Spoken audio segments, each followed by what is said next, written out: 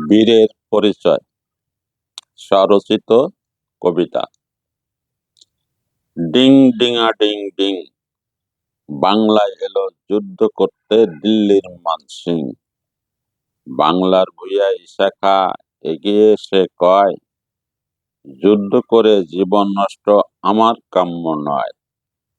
বীর যদি হয়েই থাকো তুমি তেমন বড়, তলোয়ার ধরে তবে আমার সঙ্গে লড়ো। এই যুদ্ধে যেজন জিতবে বাংলা হবে তার, তার শাসন মেনে নিতে আপত্তি নেই আর। যেমন কথা তেমন কাজ, মানসিংহ রাজি।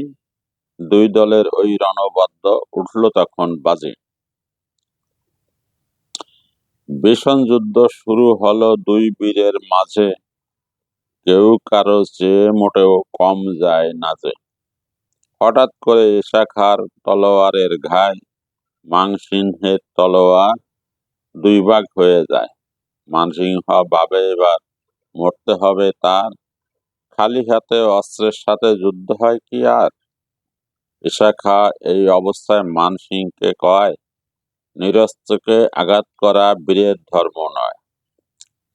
এই নাও আমার তলোয়ার, যুদ্ধ করো বীর। মানসিংহ হার মেনে নেয়, নুয়ে তার শির। সুযোগ পেয়েও শত্রুকে যে বাঁচার সুযোগ দেয়, তার সাথে যুদ্ধ করার বদনাম কে আর নেয়।